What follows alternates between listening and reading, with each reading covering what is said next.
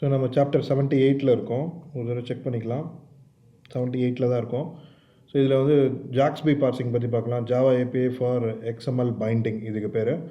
So இதை பற்றி தான் நம்ம இந்த சாப்டரில் பார்க்க போகிறோம். லாஸ்ட்டு இது நம்ம பார்க்க போகிறது இல்லை, ஸ்டாக்ஸ் பற்றி பார்க்க போகிறது இல்லை. ஸோ ஜாக்ஸ்பி வந்து என்ன பண்ணுதுன்னு பார்க்கலாம். So JAXB also reads all XML content and it will create a in-memory object tree. See, போன இதில் டோமில் வந்து நம்ம என்ன பண்ணோம்னா, டோம் will read the XML content and it will create an in-memory dynamic tree அப்படின்னு நம்ம சொன்னோம். டைனமிக் ட்ரீனா என்ன அர்த்தம்னா, டோம் பார்சருக்கு எந்த XML ரீட் பண்ணுறோமோ அதோட ஸ்ட்ரக்சர் அதுக்கு தெரியாது. ரீட் பண்ணும்போது தான் அதோட ஸ்ட்ரக்சரை வந்து கண்டுபிடிச்சு அதுக்கேற்ற மாதிரி ட்ரீ ஸ்ட்ரக்சர் க்ரியேட் பண்ணோம். ஆனால் ஜாக்ஸ்பி வந்து அப்படி கிடையாது. ஜாக்ஸ்பி வந்து என்ன பண்ணோம்னா, நம்ம முதலே ஸ்ட்ரக்சரை வந்து கொடுத்துருவோம். ஸ்ட்ரக்சரை கொடுத்துட்டு அந்த ஸ்ட்ரக்சருக்கு ஏற்ற மாதிரி ஜாவா கிளாஸஸ் ஜென்ரேட் பண்ணிவிடுவோம். அந்த ஜாவா கிளாஸஸை வச்சு தான் நம்ம எக்ஸாமில் வந்து ரீட் பண்ணுவோம். ஸோ அது வந்து ஆப்ஜெக்ட் ட்ரீயை தான் வந்து க்ரியேட் பண்ணோம். அந்த ஆப்ஜெக்ட் ட்ரீக்கு வந்து அந்த ஆப்ஜெக்டை வந்து ஜென்ரேட் பண்ணிவிடுவோம் ஃபஸ்ட்டு. அதுக்கப்புறம் அதை அந்த எக்ஸ்எம்எல் வந்து இன்புட்டாக கொடுத்து அந்த டேட்டா எக்ஸ்எம்எல் டேட்டா வந்து இந்த ஆப்ஜெக்ட் வந்து பாப்புலேட் ஆகி உங்களுக்கு வந்து ரன் டைமில் வந்து கிடைக்கும். ஸோ அதுக்கு 2 ப்ராசஸ் இருக்குது, மார்ஷலிங் அண்ட் அன்மார்ஷலிங்னு. அதுதான் நம்ம இப்போ கோடாக நம்ம பார்க்க போகிறோம். ஸோ ஜாக்ஸ்பி ஒர்க் ஆகணுன்னா ஃபஸ்ட் ஸ்டெப் வந்து என்னென்னா, உங்களுக்கு வந்து எக்ஸ்எம்எல் ஸ்கீமா வந்து இன்புட்டாக கொடுக்கணும். எக்ஸ்எம்எல் ஸ்கீமா வந்து இன்புட்டாக கொடுக்கணும். எதுக்கு கொடுக்கணும்? எக்ஸ்ஜேசி அப்படின்னு ஒரு டூல் இருக்குது. ஜேடிகே பின் டைரக்டரியில் பார்த்தீங்கன்னா எக்ஸ்ஜேசி அப்படின்னு ஒரு டூல் இருக்குது. அந்த டூலுக்கு எக்ஸ்எம்எல் ஸ்கீமா இன்புட்டாக கொடுக்கணும். கொடுத்தோன்னா இது வந்து ஜாவா கிளாஸஸ் ஜென்ரேட் பண்ணும்.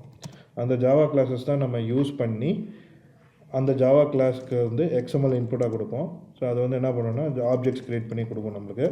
அந்த ஆப்ஜெக்ட் தான் பார்த்திங்கன்னா இன்மெமரி ஆப்ஜெக்ட் ட்ரீயாக வந்து நம்மளுக்கு கிடைக்கும். ஸோ இதை குயிக்காக நம்ம இப்போ பண்ணலாம்.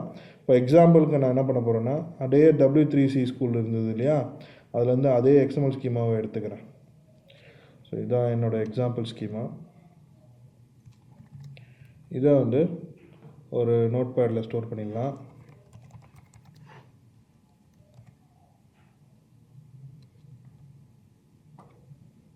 இந்த ஸ்பேஸ் வேணாம். ஓகே, இதை சேவ் பண்ணலாம். எங்கே சேவ் பண்ண போகிறோம்னா, நம்ம ஜேடிகே பின் டைரக்டரியிலே சேவ் பண்ணிடலாம். 66 ஜேடிகே 66 இல்லை பின் டைரக்டரி.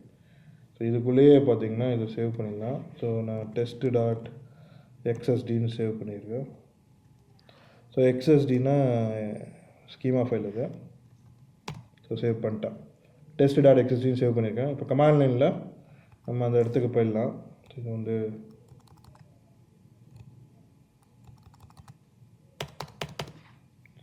ஸோ இதை யூஸ் பண்ணிக்கலாம்.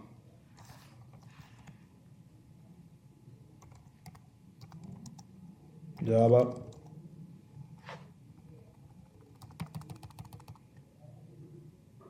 இந்த இடத்துக்கு போயிடலாம். ஸோ இந்த இடத்துல வந்து நம்ம எக்ஸ்எஸ்டி ஸ்டோர் பண்ணியிருக்கோம்.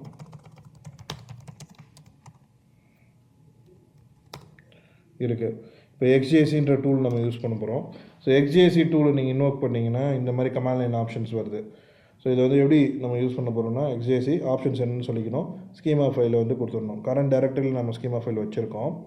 ஸோ அதை தான் நம்ம யூஸ் பண்ண போகிறோம். இதில் என்னென்ன ஆப்ஷன்ஸ் நம்ம யூஸ் பண்ண போகிறோம்னா, -p ஆப்ஷன் யூஸ் பண்ணுவோம். ஸோ -p ஆப்ஷன் வந்து நம்ம பேக்கேஜ் ஸ்ட்ரக்சர் என்ன பேக்கேஜ் வேணும் அப்படின்னு நம்ம கொடுப்போம். அதுக்கப்புறம் வந்து கீப்ன்ற ஆப்ஷன் யூஸ் பண்ண வேணாம்னு நினைக்கிறேன், தேவையில்லை. சரி, நம்ம ஃபஸ்ட்டு நம்ம இதை ரன் பண்ணி பார்க்கலாம், என்ன அவுட்புட் வருது அப்படின்றத நம்ம பார்க்கலாம். ஸோ எக்ஸ்ஜேசி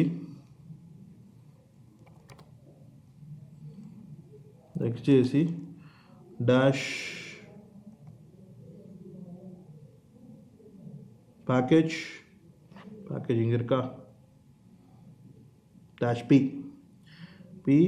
நம்ம பேக்கேஜ் நேம் com. நம்ம என்ன பேக்கேஜ் நேம் இங்கே வச்சுருக்கோம், இங்கே பார்த்தீங்கன்னா com.xml வச்சுருக்கோம். So com.xml. அதுக்கப்புறம் உங்கள் ஸ்கீமா ஃபைல் வந்து test.xsd. ஸோ இது என்ன பண்ணுது, உங்கள் ஸ்கீமா ஃபைலை ரீட் பண்ணி 2 ஜாவா கிளாஸ் ஜென்ரேட் பண்ணிச்சு. காம் எக்ஸ்எம்எல் டைரக்டரி ஸ்ட்ரக்சருக்குள்ளே 2 ஜாவா கிளாஸ் வந்து ஜென்ரேட் பண்ணியிருக்கு. இப்போ நம்ம அந்த ஜாவா கிளாஸ் எடுத்து எக்லிப்ஸில் காப்பி பண்ணிக்கலாம். இப்போ இதுக்குள்ளே காமன்ற டைரக்டரி வந்துச்சு, உள்ள எக்ஸ்எம்எல்ன்ற டைரக்டரி, அதுக்குள்ளே ஜாவா கிளாஸ். ஸோ ரெண்டுத்தையும் எடுத்துக்கலாம். எடுத்துகிட்டு காப்பி பண்ணிவிட்டேன், இங்கே பேஸ்ட் பண்ணிடலாம். ஸோ ஆப்ஜெக்ட் ஃபேக்ட்ரின்னு ஒன்று வந்திருக்கு. அதுக்கப்புறம் ஷிப் ஆர்டர் அப்படின்ற ஒரு கிளாஸ் வந்து ஜென்ரேட் ஆகிருக்கு. இப்போ நம்ம இது ரெண்டுத்தையும் வச்சு தான் நம்ம வந்து ஜாக்ஸ்பி கோட் எழுத போகிறோம். So let's quickly write JAXB code. So JAXB எக்ஸாம்பிள்னு போட்டுடலாம்.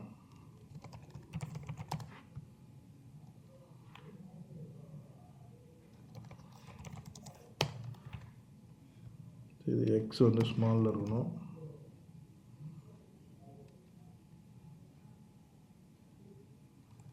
ரைட். So try.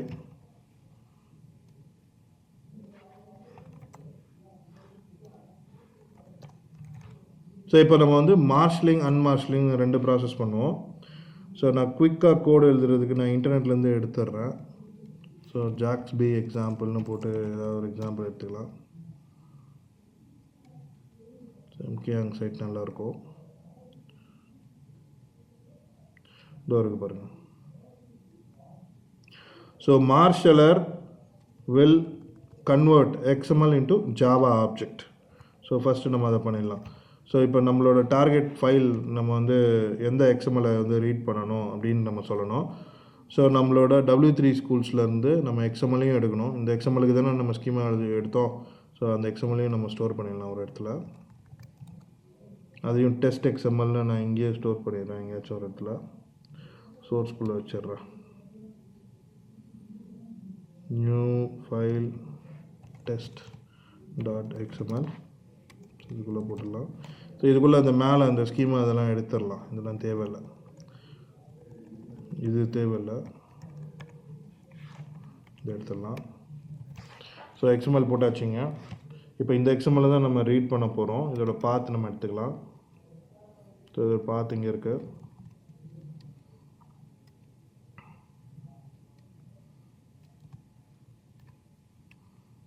ஸோ பாத் எடுத்து இங்கே போட்டுடலாம்.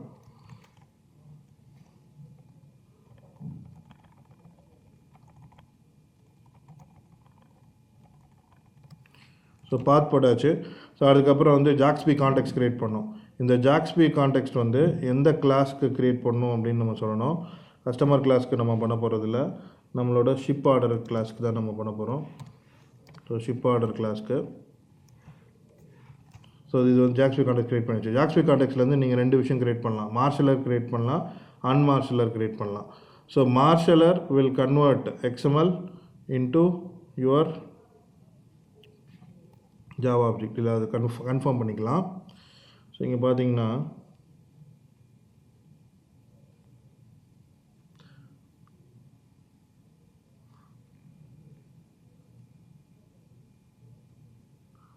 அன்மார்ஷலர் பண்ணோம்.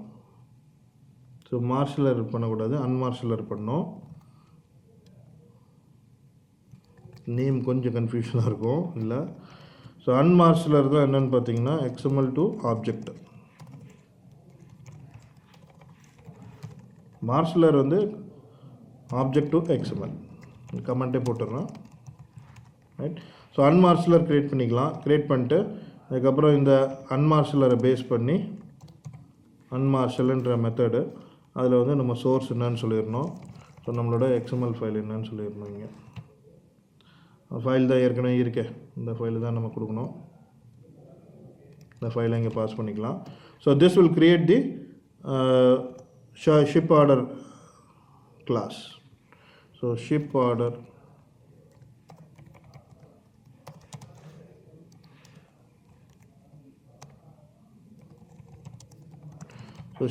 class வந்து கிரியேட் பண்ணிடும். நம்ம வந்து டைப் காஸ்ட் பண்ணிடணும்.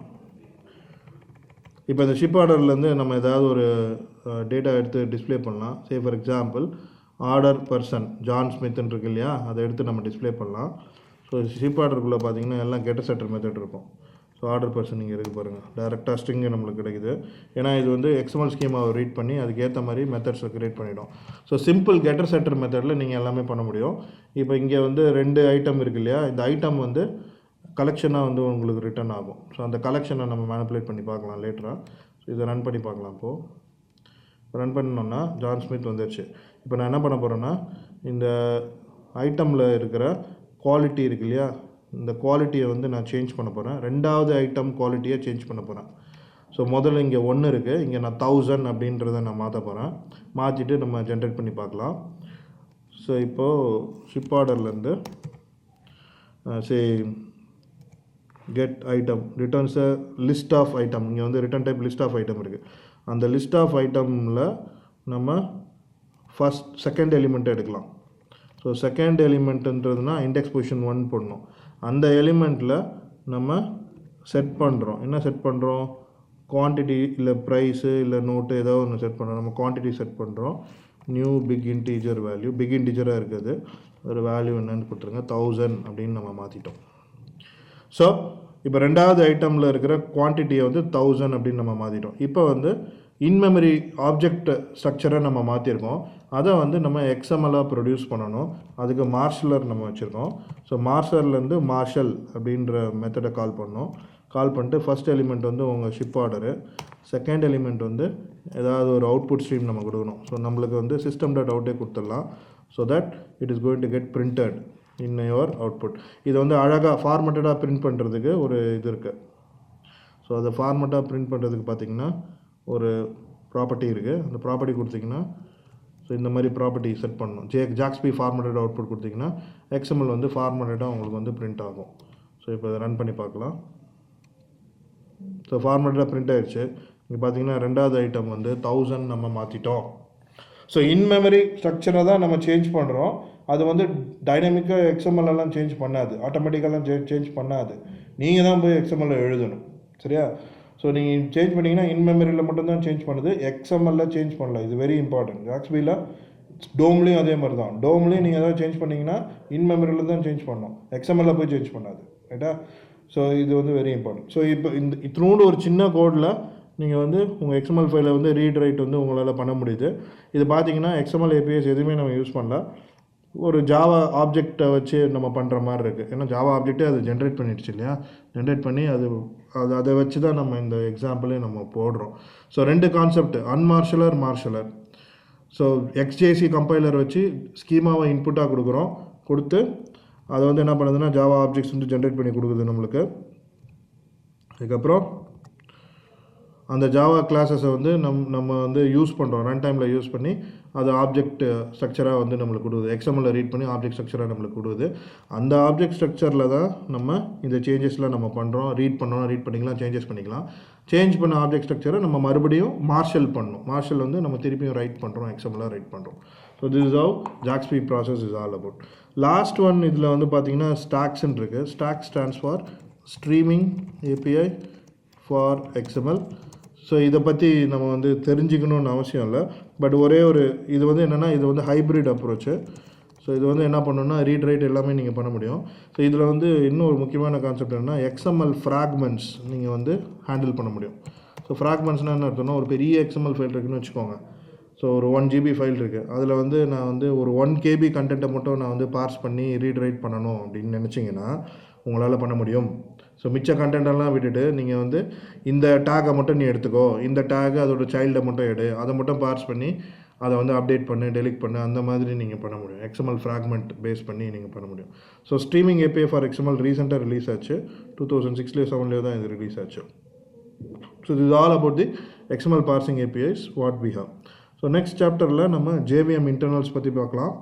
ஸோ JVM இன்டர்னல்ஸ் அது followed by garbage collection mechanism and all those things. Thank you.